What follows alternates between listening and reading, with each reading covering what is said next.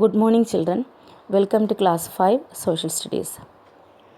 Previous class we have started the Constitution. Chapter 5 Constitution of India. Do you remember what is Constitution? What is Constitution? A constitution is a set of rules and regulations to govern the country. Okay. And we have learned the preamble. Preamble means introduction of to the Constitution. So in the preamble, our country India is described as a sovereign, socialist, secular, democratic and republic nation. Okay. So I hope all of you understood this portion. Then today I am going to explain the fundamental rights, fundamental duties and directive principles. So what is meant by fundamental right? What is the meaning of right? Right means power or freedom, or that you call in Hindi adhikar. Okay, power. So fundamental right means some basic right. That means all citizens. Citizen means the people of one country. Okay, we are all the citizen of our country India. So we all as the citizen, we all have some power, some freedom, some right to enjoy. Okay, that means these fundamental rights are given by the Constitution. In the Constitution, these fundamental rights are written in the Constitution, and these fundamental rights that we can enjoy. That means that is our adhikar. So there are 6 fundamental rights given in the Indian Constitution. I will read which are the fundamental rights. The right to equality, that means all Indians are treated equally by the government of India and law. We are all equal. Okay. Then second, the right to freedom. That means we can express our opinion without fear. We can travel to all parts of the country and we can join the profession of our choice. Any job that we can choose, or we can travel anywhere in the country, we have the opinion to talk. Okay. We have the power to right to talk without any fear. That is right to freedom. Then right to freedom of religion. That means we are free to follow our religion. Which religion we live, or which religion we want to believe, that religion we can choose. Then right to culture and education. That means right to culture gives people the right to follow their lifestyle. Which lifestyle they love to live, that we can choose. At the same time, the right to education means we will get a compulsory and free education till the age of 14 years. That is also given in the Constitution. That okay. Then free education, that means in the government schools without any fee we can learn now. Okay. Then a right to constitutional remedies. That means all these are our right. This, if anyone is stopping us from enjoying these rights, we can approach the court by saying a complaint. That is right to constitutional remedies. That means the Constitution giving all this power or right to us so that we can enjoy this power. Anyone is denying or stopping us from doing this, we can say complaint against them. Okay, so these are the fundamental right. Once again I will explain: right to equality, right to freedom of religion, right to culture and education, right to constitutional remedies. Okay, 6 fundamental rights are given by the Constitution to the citizens to enjoy. Okay, so not only these rights, at the same time we have to follow some responsibilities. That means we have to do some duties to the state, that are known as the fundamental duties. All citizens will get the fundamental right. At the same time we have to follow some duties. We have to do some duties to the state. They are known as the fundamental duties. That is our duties to do. Okay, which are the fundamental duties? I will explain. That you already learn in previous years. Fundamental duties. So the fundamental duties mentioned in the constitutions are: we must respect, that is given in the page number 46, we must respect our constitution and follow the rules laid by the constitution.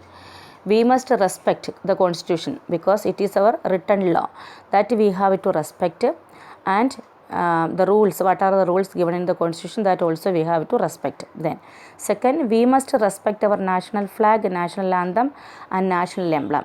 Our national flag, national anthem and national emblem, that are our national symbols, so we have to respect that. Then we must cooperate with the government in keeping peace in the country. So government's duty to welfare and peace, maintain peace in the country. So we must cooperate with the government to keeping in peace in the country. Peace means shanti. Okay. Then we must not damage the national property. We know that public properties, road, park, schools, colleges, hospitals, post office, all these are our public property. So we must not damage the public property, national property. Then we must not cause harm to the environment. We don't harm to the environment, spoil the environment. Then we must respect the religion of others. We respect our religion, at the same time we must respect the religion of other people also. Then we must respect the rights of others. We have the right to do all this, at the same time others also have the right, so we must respect others' right also. The state is for all people, not only for us. Okay, so we must respect the right of others. So these are our duty, these also we have to follow. Not only we enjoy the right, but we have some duties to follow, so we have to do the duties also. Once again I will explain which are the duties. We must respect the constitution. We must respect the national flag, national anthem and national emblem. We must cooperate with the government in keeping peace in the country. We must not damage the national property. We must not cause harm to the environment. We must respect the religions of others. We must respect the right of others. Okay, so these are the fundamental duties. So fundamental rights we learn, and fundamental duties of the citizen also we learn. Okay. Then some other things are there, that means the directive principles. What is mean by directive principles? We have already learned that citizens, that means we are the citizens of our country, we are the people of our country India. We have some power and we have to do some duties also. Not only for us, but the state or the government also have to follow some duties, also have some responsibilities. The government also have some responsibilities, zimedaris. Okay, what are the responsibilities of the government, or what are the duties of the government? We select the government for the welfare of us, or to protect us people. Okay, at the same time they have to do some duties, they have to perform some responsibilities also. What are the responsibilities of the government? That responsibility is known as directive principles. That means directive principles are the laws or principles or rules and regulations given by the constitution to the government to follow. Okay, that means their duties also, not only our duties, but government's duties also written in the constitution, that the government has to follow. This is known as directive principles. Okay, so what are the responsibilities of the government? I will explain. Listen, the state government shall provide decent living conditions to all citizens. We know that in a democratic nation, our country India is a democratic country. That means people have the full power in this government. So we select our government. We have the power to choose our own government. For what we choose this government? In order to protect the people. Okay, so it is the duty of the government to provide decent living conditions. So number one duty of the government to provide decent living conditions. Okay, that means all the people are living properly or not. So proper living conditions, decent living conditions provide to the people. This is the duty of the government. Then next, the state government shall make sure that everyone gets proper employment. All should get proper employment.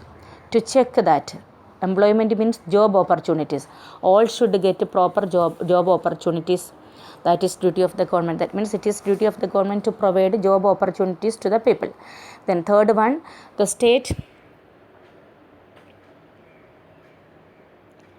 Third one is the state government shall provide free and compulsory education to all children below the age of 14. That means below the age of 14, that means class 1 to class 10. So this is the duty of the government to provide compulsory education to the children up to the age of 14. That is also the duty or responsibility of the government. Then the state government shall ensure that no one becomes rich by exploiting others. So exploiting or cheating other, okay, cheating others is not enjoyed, not allowed. Okay, so that exploiting means cheating others. By cheating or exploiting others, no one become rich. In order to check that is also the duty of the government. Then The state government shall do everything possible to improve the conditions of the weaker sections of the society.